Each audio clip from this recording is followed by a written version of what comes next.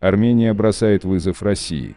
Армения получила приглашение принять участие в мероприятии партнерского формата саммита НАТО в Вашингтоне и подтвердила свое участие. Об этом сообщила пресс-секретарь МИД Республики Ани Бадалян. По ее словам, других договоренностей на данный момент нет. Похоже, что это демонстрационный вызов Еревана Москве, и этим могут последовать другие события. Так ли это? Наконец-то правительство Армении стало действовать намного уверенно. Отметим, что Пашинян демонстрирует независимость в отношениях с Москвой, не учитывая позицию Путина, что отличает его от политики в Баку. Помощник госсекретаря США по делам Европы и Евразии Джеймс О'Брайен на брифинге в Баку проинформировал, что США пригласили Азербайджан и Армению на встречу министров иностранных дел в рамках саммита НАТО в Вашингтоне. Откликнулась только Армения. Азербайджан молчит. Да и на 99% так и будет молчать, потому что хозяин неправильно его поймет, Алиев не такой уж глупый. Саммит пройдет с 9 по 11 июля, он приурочен к 75-летию со дня подписания Североатлантического договора. Кстати, страны обсудят помощь Украине и построение для Киева моста в НАТО. Поэтому в этот контекст вписывается встреча и переговоры главы МИД Армении Арарата Мирзояна с украинским коллегой Дмитрием Кулебой, которые состоялись в Хорватии. Так выстраивается цепочка взаимосвязанных событий, которые высвечивают план последовательных действий Еревана в сторону Запада. Еще в конце февраля 2024 года премьер-министр Армении Никол Пашинян говорил о заморозке членства Армении в Организации договора о коллективной безопасности из-за позиции России по Нагорному Карабаху, а в начале мая Ереван прекратил финансирование организации. Позднее Пашинян объявил, что Армения выйдет из ОДКБ в нужный момент страны, так как другого пути нет. В конце июня Армения отказалась подписать бюджет организации, так как у республики нет финансовых обязательств перед структурой. Такие заявления и действия сопровождались и сопровождаются контактами Армении с европейскими странами и США. Армянский министр иностранных дел Арарат Мирзоян сообщал, что власти обсуждают новые возможности, в том числе вступление в Евросоюз, а Пашинян говорил об обсуждении возможностей даже присоединения к НАТО. На все это Россия в лице Марии Захаровой умудрилась снова дать оценку на ситуацию. Что говорят по этому поводу из Кремля? Отметим, что в последнее время со стороны Кремля наблюдается агрессивная риторика в отношении Еревана. Как заявила официальный представитель МИД России Мария Захарова, в лексике армянских политиков в адрес России стала превалировать оскорбительная риторика. Ох, какой сильный ответ из Кремля! Почему русские всегда реагируют на все то, что с ними по-большому не связано? Ну какое ваше дело во внутриармянские дела? Лучше бы молчали, а не давали такие якобы сильные в кавычках ответки.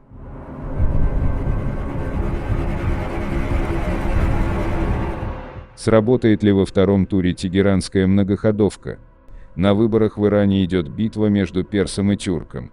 В Иране состоялись внеочередные президентские выборы, перенесенные на год вперед после гибели в результате крушения вертолета 19 мая президента Ибрахима Раиси.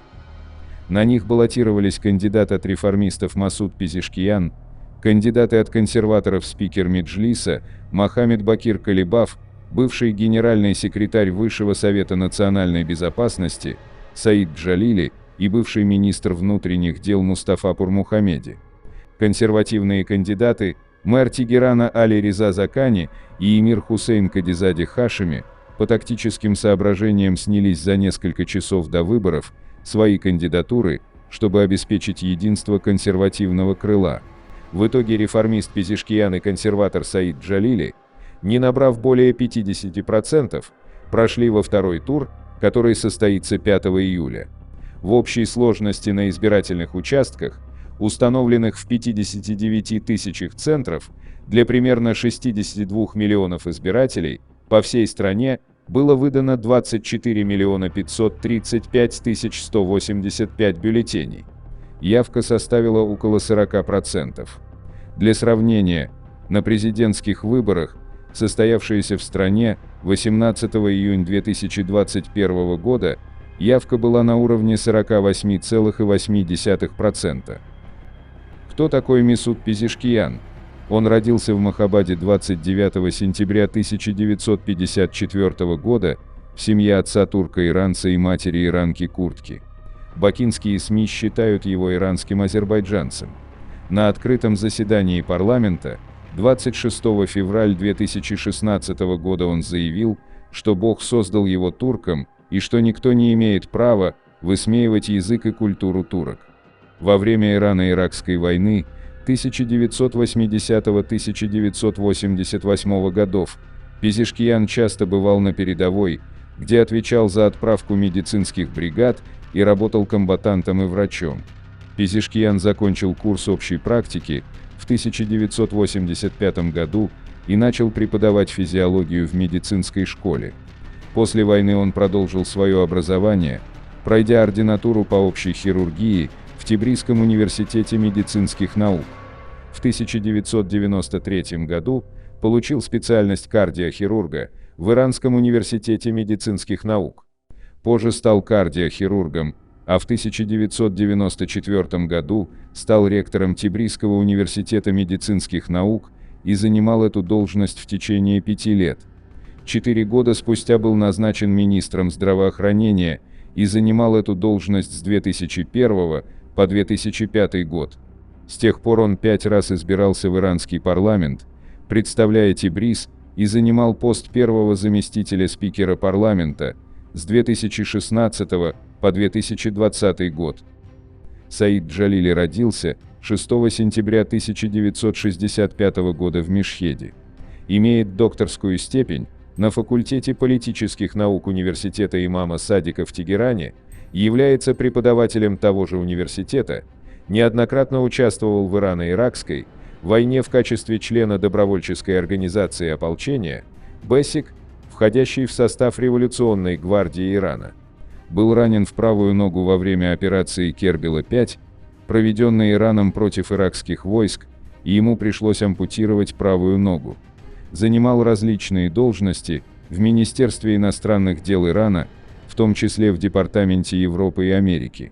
Считается, что его поддерживает религиозный лидер Ирана Али Хаминеи. Битва на выборах между тюрком, азербайджанцем и персом – это одна особенность нынешней иранской ситуации, которая при определенных условиях может оказать заметное влияние на ход событий не только в Иране, но и на всем Ближнем Востоке. Вторая важная особенность – Пезешкиян выступает в поддержку модернизации и реформ. Он неоднократно призывал власти страны вернуться к переговорам с Западом для восстановления ядерной сделки, отказаться от жесткой риторики, наладить отношения с Евросоюзом для того, чтобы Брюссель разморозил иранские активы и большую часть санкций. Пезешкиян, сторонник нейтральной внешней политики, выступает за партнерские отношения с Россией и Китаем, в то же время считает необходимым иметь конструктивные отношения с Западом, полагая, что такая внешнеполитическая комбинация вполне возможна и даст стране гораздо больше, чем может казаться. Утверждают, что и Джалили имеет тюркские корни по материнской линии, но национальный фактор в своих выступлениях он не использует, делая акцент на религиозной общности народов, проживающих в Иране. Его тезисы, касающиеся внешней политики, несколько расплывчаты. Он выступает за укрепление отношений со всеми странами, с которыми у Ирана есть точки соприкосновения в различных областях, и цель состоит в том, чтобы максимально использовать потенциал этих стран в интересах Ирана.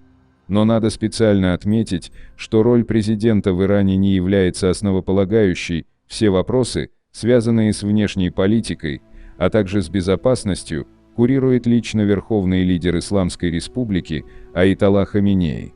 Но по всем признакам, независимо от того, кто в итоге будет избран президентом Ирана, его контакты с Россией будут активно развиваться в геополитической гармонии, но с некоторыми пока еще малозаметными нюансами. В то же время предвыборная ситуация в Иране остается сложной, и многое будет зависеть от эффективного использования кандидатами политических технологий по передаче голосов бывших кандидатов. В Иране такие многоходовые схемы практикуются с 2009 года. Сработают ли они на сей раз? Подписывайтесь на наш канал и пишите ваше мнение в комментариях.